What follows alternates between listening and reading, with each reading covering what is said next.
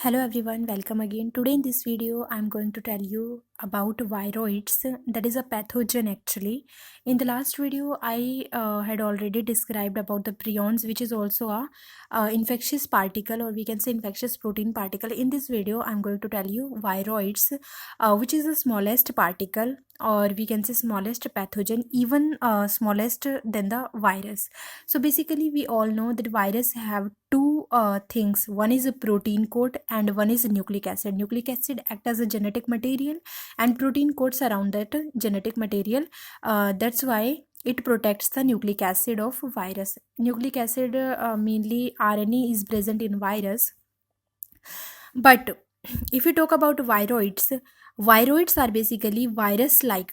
They are not virus, they are virus like particles. They also called as metaviruses or pathogen, not pathogen. It is pathogen, but it is also called metaviruses or pathogen, and it is the smallest non-pathogen. And basically the disease which are caused by the viroids are mainly seen in the plants, not in the animals. So virus are the particles which have both things, that is protein coat and nucleic acid, which is genetic material in the virus. And when this protein coat around the nucleic acid is removed, that is known as viroids. Here you can see, when the protein coat that surrounds the nucleic acid in the virus, when removed from the surround the nucleic acid, then it gets converted into the another particle, that is viroids, which is smaller than the virus, and it has a circular RNA. One thing remember always, that viroids have only the genetic material, that is circular RNA.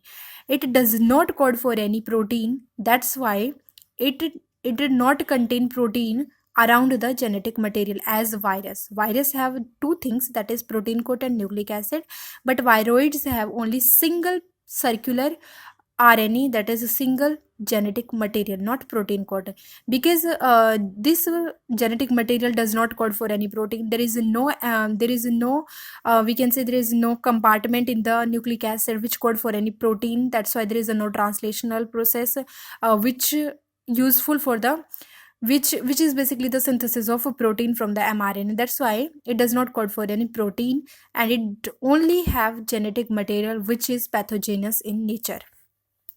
If I talk about the discovery of viroids, so firstly, what happened in early 1960, there was a scientist who is Reimer, we can say virologist. Reimer was developing a bioassay for the agent which causes disease, that is spindle potato tuber disease. What happened in this disease? In this, mainly the shape of potato, which is normally, or we can say casually, the shape of potato is globular type, but in this disease the shape of the potato becomes a spindle like. It is pointed towards the end, and in the middle it becomes somewhat flattened. So pointed sorry, we can say spindle type of potato, this is the disease which is a spindle potato tuber disease. It was firstly seen by the Reimer, who developed bioassay for the agent which causes spindle potato tuber disease. In 1965, Reimer teams collaborate with the Theo Dinier, who is another scientist, or we can say who is another virologist. Then they show that agent is not a typical virus. Reimer was thinking that this agent who causes spindle potato tuber disease is a virus, but he was wrong, because that agent was not a typical virus. Then what was that? In 1968, they again characterized another disease, that is citrus exocartis in the chrysanthemum stunt, which is a chrysanthemum disease, that is citrus exocartis. And they again found that it is also caused by a non-typical virus, that is not same virus as normally, but it is a non-typical virus. So what was that? In 1961, Theo Dinier, that is Theodor Dinier, demonstrated that the agent is a free non-coding RNA. Free non-coding RNA means there is only genetic material which is not coding for any protein. That's why it is not enveloped by any protein coat. It is a single, or it is a free non-coding RNA. Coins the term viroid. That's why Theo Dinier coined the term viroids, and in 1973 the shape of these viroids is shown by the electron micrograph, which is like hairpin structure. In 1974 it is confirmed that viroids are non-coding in nature. They don't code, they never code for any protein. That's why they are single, or they are exist in a circular form without any protein code surrounding them. In 1976 electron micrograph show that viroids form closed circular RNA. Means there is a series which developed the structure or nature of this non-typical virus. In 1976 electron micrograph shows that viroids have a closed circular RNA, and in 1978 PSTVD is sequenced, means potato spindle tuber viroid disease is sequenced. The genome of this virus is sequenced in 1978. So basically there is some difference between the virus and viroids. What are these? Virus is RNA. In virus, RNA is enclosed in a protein coat, as I said before. But in viroids like any type of protein coat and exist as a free RNA. Virus RNA is 4 to 20 kb in molecular weight, but viroids RNA is a smaller size and it is smaller less than virus, and it is approximately 240 to 375 nucleotides. We can say that the genetic material of viroids is made up of 240 to 375 nucleotides, and it contain either if I talk about virus, then it contain either DNA or RNA, and in the viroids it contains only short strand of circular single strand RNA as nucleic acid. Short strand of circular single stranded RNA. Remember that thing, short strand, that is made up of 240 to 375 nucleotide, and it is circular in nature, and it is a single stranded RNA. In virus, it is coding in nature and produce protein during their replication. When virus replicate, then it produce protein, and we can say that it code for protein. But viroids are non-coding in nature. They do not code for any protein, and they do not surrounded by the protein during replication. Sorry. Virus is a small infectious agent that replicates only inside the living cells of other organism. That is, they are obligatory parasite. And viroids are the infectious particles smaller than any of the virus. They are smaller than any virus. That's why they are non-typical virus, and serving as important agent of certain plant disease. Mainly they cause plant disease, and virus can cause both type of disease like in animal or in plants, but viroids are mainly become the cause of plant disease. If I talk about the example of virus, then these are adenoviruses, hepatitis B viruses, influenza viruses, and the example of viroids are potato spindle tuber viroids or eosinoviroids. All these are examples of viroids. There are some characteristic features of viroids. What are these? Viroids contain only RNA, as I said before. They are not enclosed by any protein coat. They are very small in size and infects only plants. RNA with 246 to 375 nucleotides, which is very smaller than virus. Molecular weight ranging from 85 kilo to 130,000 daltons. And they are only RNA.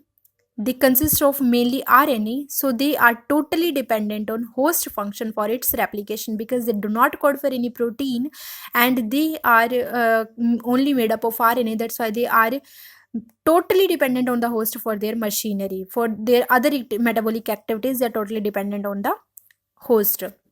They contains no protein encoding gene, as I said.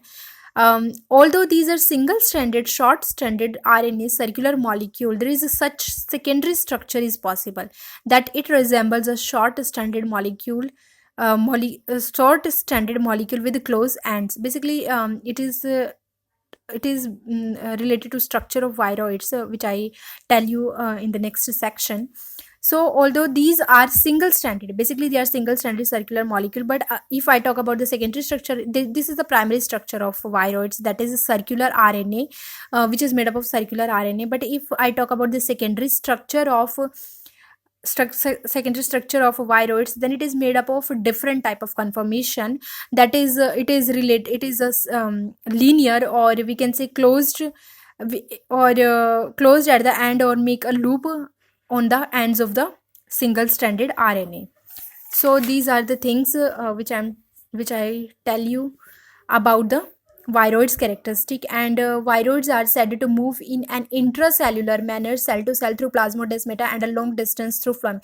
If if I tell if I told you if I tell you about the distance traveling by the viroids, then viroids in the plant traveled through plasmodesmata or by from one cell to another cell through plasmodesmata, or it travels long distance through phloem, which is basically used to transport the food from one site to another site.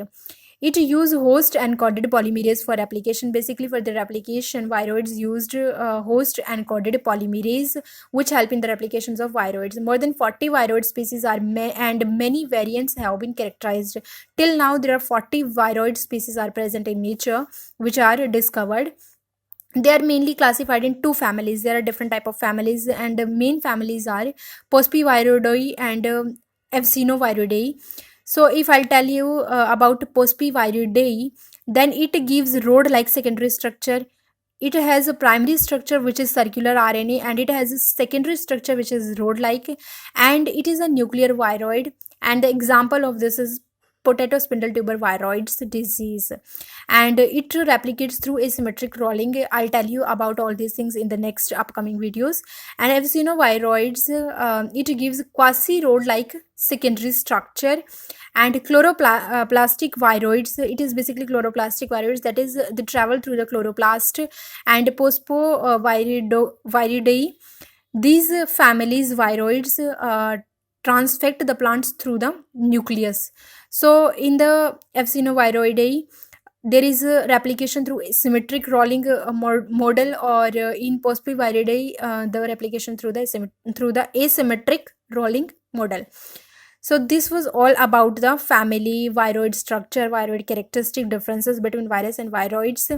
There are another genus also, like Pospoviroids, coliviroids, hostoviroids, aposecoviroids. These are not as much important. You can use these two families, that is Pospoviridae and Evsinoviroidae. So I'll tell you about the symmetric or asymmetric rolling method in the next video. So this was all about the structure, characteristic feature, or the differences between virus and viroids. I hope that you will get benefited from these videos. So thank you, friends.